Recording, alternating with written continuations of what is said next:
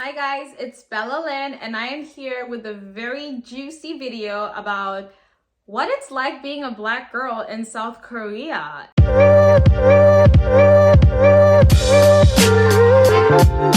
So, I was doing my research and most of you guys are women of color and most of you guys like South Korea. So I was like, bet I got you. And I will tell you all about life in South Korea pretty much. And this video will be broken down into chapters because we're organized like that. The first chapter is basically the opportunities that are here, the niche opportunities here in South Korea if you're planning to move here or even if you already live here. And the second chapter will be the essentials because, you gotta know where to get your hair done, where to get your makeup, all those things because they're not very much in plain sight. You have to go looking for them. So it might be a bit hard. The third one will be, I guess, navigating through dating and relationships and how to navigate through it. I am no relationship guru, but I have been living here for 5 years and I think I know how to, pick and choose, who's right for me and who is not right for me. And the last part will be my extra tips on how you can actually wing this thing and have a blast here in South Korea. So without further ado, number one, what are the niche opportunities in Korea? So the first point has actually been like a recent pill for me to swallow as well. And I realized that as a woman of color, especially a black woman, you are a niche in itself in South Korea. There are not a lot of us. There are not. You are a niche in itself. You do not have to do a lot of branding. Your skin tone is a brand in itself. And this can be a good thing because a lot of brands in South Korea are looking to go global and are looking to have a global market and a global potential. And they need to test their... No, okay, this... What? Bro, what are you talking about, man? No, not test. They need to advertise their products to a global market, especially the skincare industry, which is getting very popular globally. They want to get a global market, and with that, they need different kinds of skin tones to advertise their products on. So in South Korea, you are more particularly, especially if you already have like experience, maybe doing UGC or just creating content in general, brands are very willing to work with you because if you have a global market and you show that these brands are really friendly and they work well, because believe me, Korean skincare is top notch. It is top notch. So if you're willing to like advertise their brand, especially skincare, then you're probably gonna get some deals.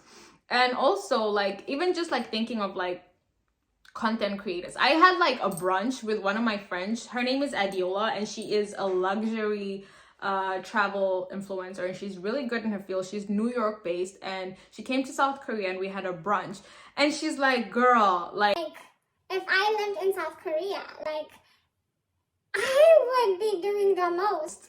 And I'm like, why? She's like, where I am in New York, because she's in New York and she basically in New York and Europe and Italy. And she's like, the competition there is tough. Like when you're into content creation, when you're trying to grow your brand or become an influencer, the competition is so tough. And she's like, but there's not really like literally any competition for like a woman of color or black women here in South Korea. And I would have to agree with that. Like when you think of like, oh, your favorite creators here in South Korea, it's like, how many of them are black? How many of them are black women? Of course, we have the queen, Megan Moon, who is doing amazing on YouTube. We have some K-pop stars. We have Fatu, who's amazing. But like, there are not a lot. There are just not a lot. So if you feel like you actually really love Korea and you have something to bring it. Bring it. And you have to be very positive and of course have it's a mindset and everything. But I think this is the great place for you to literally be a niche and do well, especially because everybody is in love with Korea right now, and K-pop is blowing up and K-dramas are blowing up. So you will have an audience that wants to see that wants to see that side of Korea from a perspective that they can relate to. So I think there's a lot of opportunity for you to just be a niche and go ahead and do it here in South Korea. So if you're in that realm where you want to put yourself out there and you want to come to Korea, I think that's a great idea. That girl Moon did it, and she came from France, and now she's a whole rapper here in Korea. Like, you can, like, if you have the determination, okay, I don't want to say finesse, but you can make it. You can finesse your way into it. The next thing is the essentials, because we gotta know where to find everything, right? So stuff like makeup, it's way better now than it was 5 years ago. I'll tell you that. When Sephora came to Korea, we were saved. We were like, ha! So it's way better now. You can go to any department store. I think Lotte department stores have Sephoras, if I'm correct. And you can get all your shades. It's way easier now. I mean, it's not as many shades as it would be in the West or like in America, but you can get something relatively close to your shade. It's way better now than it was before. And for drugstores, because, you know, some of the girlies, they like to, you know, get their makeup from drugstores. For drugstores, you would have to leave Seoul. Like, there's not like a beauty supply or drugstore here in Seoul, not that I know of. There used to be one in Itaewon, but they also moved. And this is to a place called Songtan or Camp Humphreys. And this is where the American bases are. So that's where there are a lot of, like, you know, Black women, American Black women who want to get their makeup and everything. So all the stores that used to be in Itaewon, because if you don't know, Itaewon used to have an American base as well in Yongsan, but that base then moved and went to Songtan, I believe. So there is no American base in like Itaewon or Seoul area. I think the closest one is Songnam, which is also quite far, and there's not much there at all. So you would have to travel. It's a 2-hour train ride, I believe. So what I do is I go there and I stock up on like months worth of supplies so that I don't have to make the trip again. And you can get anything from there. You can get wigs from there, but the wigs there they're not what we're trying to get. If you know that, auntie wigs, if you know what I'm saying. So when it comes to wigs, it's way better to order online. They do come quickly because most of the wigs, as you know, are produced in China, and China is closer to South Korea. So you can easily get your wig in like 3 days. Yeah, it's that quick, and it's closer, and the shipping fee is way less, if not free. So you would be settled for that. But if you want to put it on the wig application, if you're not like, you know, those girlies, those YouTube girlies that I'm trying to be like, but I just can't, that just know how to lay their wigs by themselves, you would also then have to travel to Songtan, to like the American base. And that's where you have people that will lay your wig for you and, you know, leave you looking, you know, decent. In Seoul, unfortunately, there are not those people who can lay your wig, at least not as good as it's done in Songtan, because that's like American style. In Seoul, however, there are places where you can braid your hair. So in Itaewon, you can braid your hair. There are a lot of like African salons with like African aunties that do their thing at a very reasonable price. So when it comes to braiding hair, I would suggest that you go to Itaewon, to the African aunties, to braid your hair, and not to Songtan, the American base, because they do everything on American rates. So the braids are way more expensive that side. It's better to stay in Seoul. But when it comes to like anything with wig installs and stuff like that, you would have to go to Songtan to get your wig laid, because nobody does that in Seoul, at least in a way that's like decent, if you know what I mean.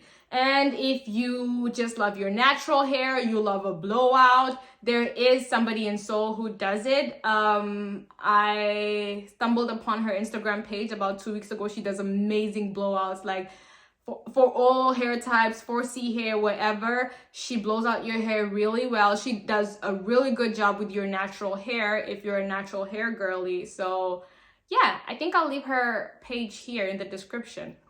But that's what you need to know for hair and makeup. For nails, you can get your nails done anywhere because like it's nails. I get my nails done in my neighborhood and it's quite cheaper. You'll be surprised to know that it's quite cheaper than in the States. So that's good. But if you want like nail extensions, here's the funny thing. In South Korea, nail extensions are charged per nail. I know, right? So each nail is like, I think 10,000. So each nail extension is 10,000, which is like almost $10, I believe, $8, something like that. So each nail is counted for, minus any designs and the decorations. So each nail is counted for, and then after that, they'll charge on the design that you did, how much it costs, and that's how you get nail extensions. I do not have any nail extensions. I just let my nails grow out because I don't have the time to be counting every single nail and paying for it. But yeah, that's how like nail extensions work here in Korea. Also, before I forget, when we're still on the topic of the essentials that you need, I can't believe I almost forgot to talk about clothes.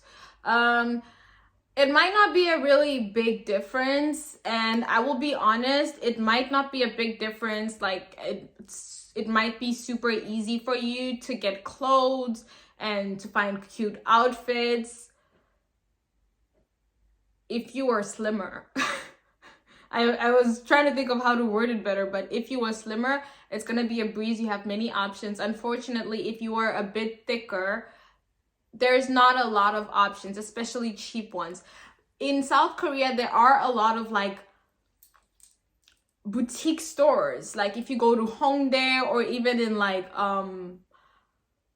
subway, the underground subway, there are a lot of like boutique shops that have really cute stuff.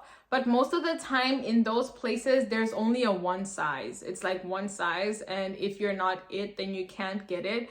So your best bet in South Korea, especially if you're more of a thicker girl, would be like just the normal stores, Zara, H&M.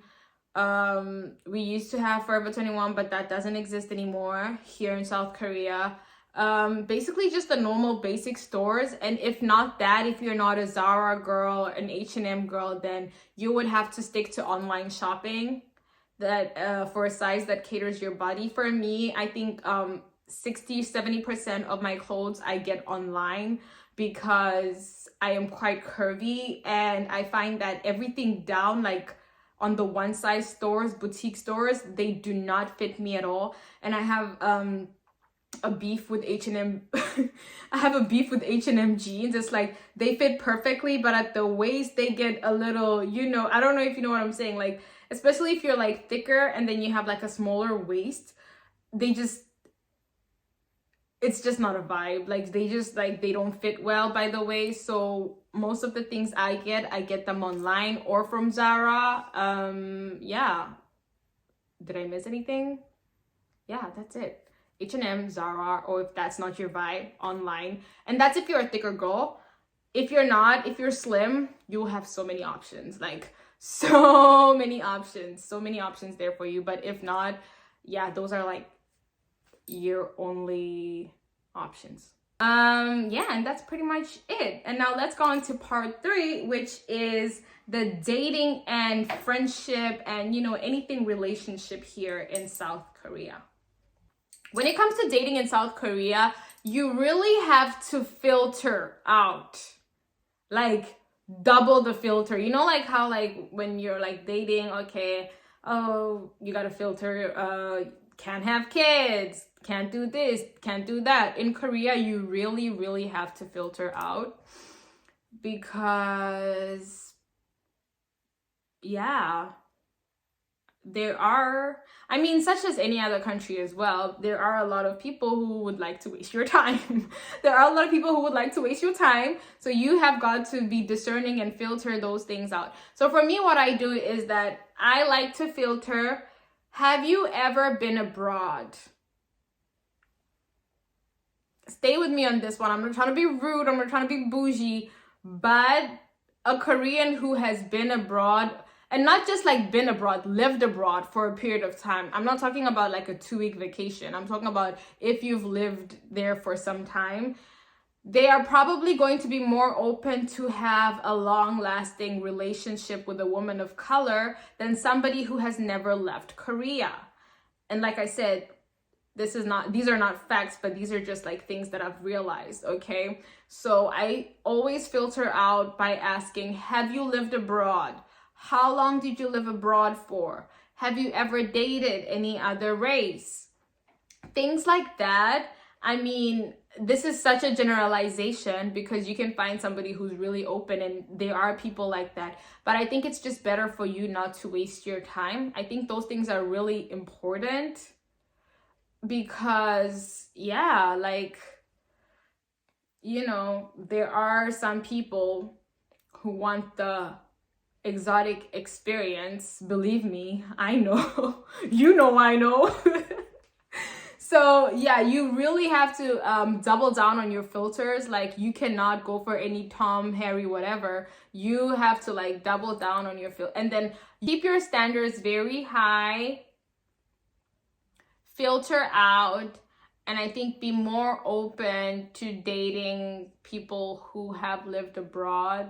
And if not that, then I think there are a lot of foreign guys here too.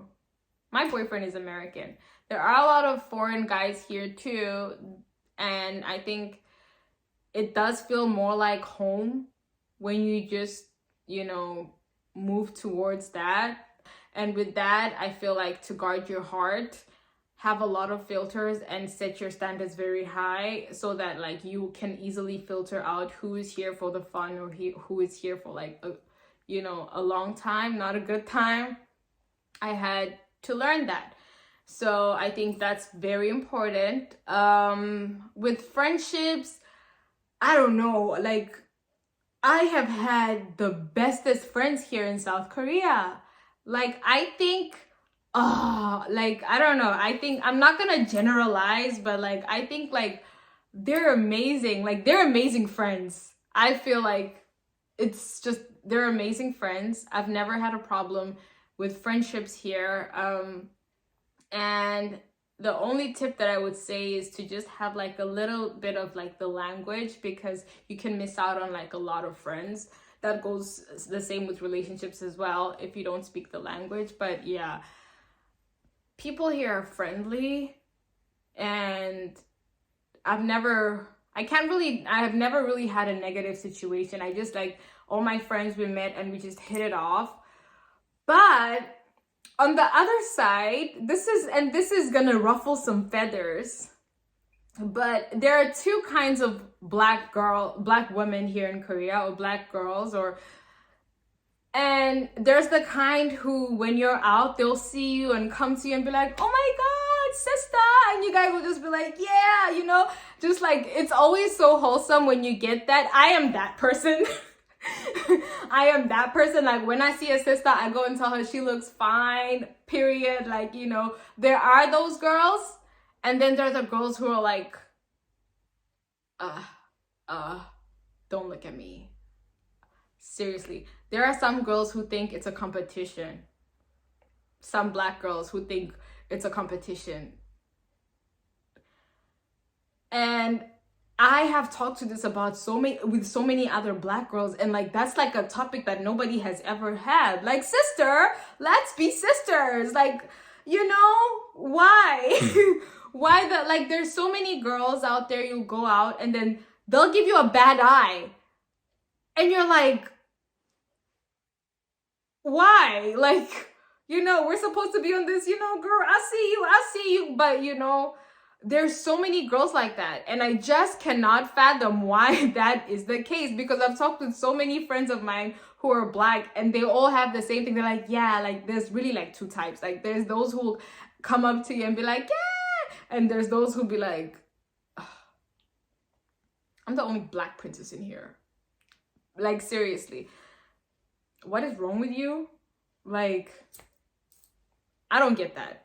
I don't get that beef mentality. I'm a girl's girl for life, so I don't get that. But there are those kind of girls, so I think you should be careful with that. I think you should be careful with that. But apart from that, I think I think I'm not very able to talk on the lonely part of Korea, unfortunately, because my family lives here and I have amazing friends, so I cannot really talk on the lonely part of Korea, but I feel like friendships are 50-50 too. You have to give and take and listen and reciprocate and all that stuff.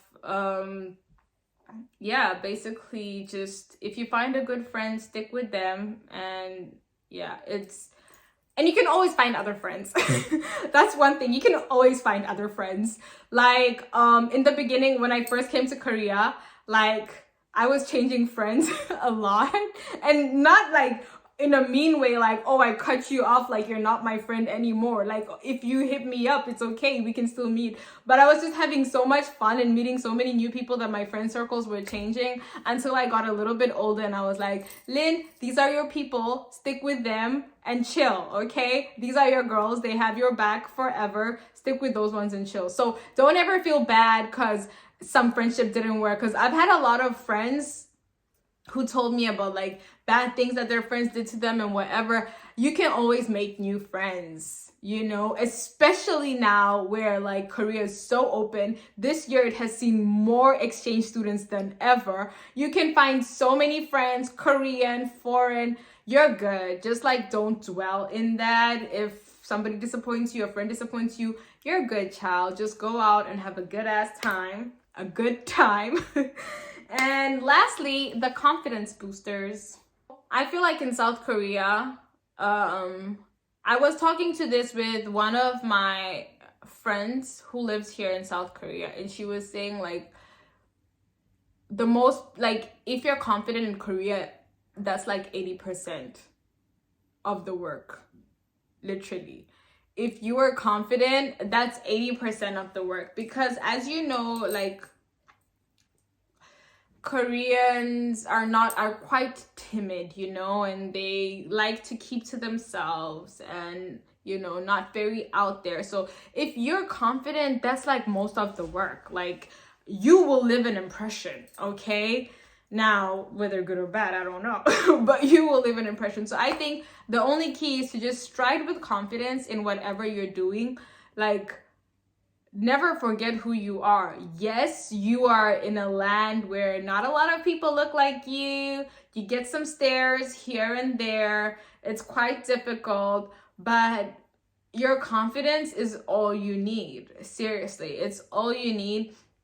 When you are confident, people can feel that about you. And I read something that said, when you're insecure and then you feel like people don't like me, it's not that they don't like you. It's that they don't like the insecurity that your aura brings. Like, people can smell an insecure person. So my tip would be just to be confident. And when it comes to fashion, I think you should have like your unique style. Have your unique style. If you like dressing a certain way when you were in your country and you come here, continue dressing that way. Like, have your unique style. I've gotten so many compliments for my style because it was so different. And I've made a lot of friends through that. Oh my God, I like your style. I like your outfit, dude. Like, so, you know, I've made so many friends through that. I feel like it's so amazing to learn different cultures, and it's so amazing to, Korea has a beautiful culture, and it's so amazing to embrace that, but also remember who you are, because remembering who you are will also allow you to bring something to the table, and it'll also be your attractive point. So show off your unique style. Let them see how different other people can be, and I'm pretty sure they will appreciate it. Like, you know, these ajumas, these old ladies in the street, when they see you rocking your like unique style, rocking your afro, they go crazy like, oh my god, you look so beautiful, you look so different. Like, just embrace who you are. It's totally fine, and it becomes your attractive point here in Korea. And another tip, of course, that I emphasize a lot is to at least learn some of the basics of the language, because it will help you, and a little goes a long way. And yeah, basically those are some of the things that I think you should know if you are a woman of color and you want to come to Korea, or you are in Korea. Also, I have another video called How to Thrive in South Korea. So this is basically all about getting your bag and getting your success. So if you're interested, you can look at that. And yeah, bye. See you next time.